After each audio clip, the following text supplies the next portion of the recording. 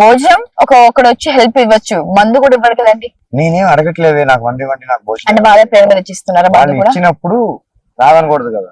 నాకు కావాల్సినవి, నాకు నచ్చినవి, నాకు కావాల్సినంత వరకు తీసుకుంటా, అంతకంటే ఎక్కువ నేను తీసుకోలేను కదా. అయితే మీరు భిక్షవాడికి అయితే బతకట్లేదు. భిక్షవాడిగా బతకటానికి అంటే నాకు అర్థం కావట్లేదు. అంత క్రైమ్. సాయిబాబా ఏం చేసేవాడు? భిక్షాటన.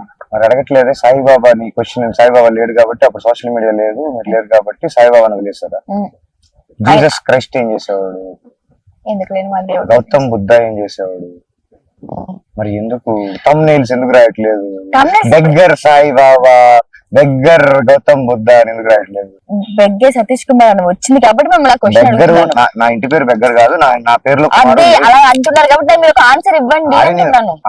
అప్పుడు మీరు కూడా చెప్పండి, ఎందుకు ఓజోన్ పొర బొక్క పెట్టారు, ఎందుకు సునామీ తెచ్చారు, ఎందుకు కరోనా తెచ్చారు, ఎందుకు పగబట్టి మా మనుషుల పైన ఎందుకు ఇలా చేస్తున్నారు? మనం పెట్టినవి కాదు కదండి. అరే నేను ఇప్పుడు ఎక్కడ అడుక్కున్నానో చూపించండి, ఎక్కడ నేను ఏం చేశాను. సో కాల్ టైటిల్స్ ఏవైతే ఇస్తున్నారో వాటికి జస్టిఫికేషన్. నేను బాధపట్ల, హట్ట పట్ల, ఇరిటేట్ అవుతున్నా, చిరాకు ఉంది కదా, దానికి జస్టిఫికేషన్ చూపించండి. 24 గంటలు నాతో చూసాను, ఎవరిని ఏం అడుక్కున్నానో చూపించండి పోనీ.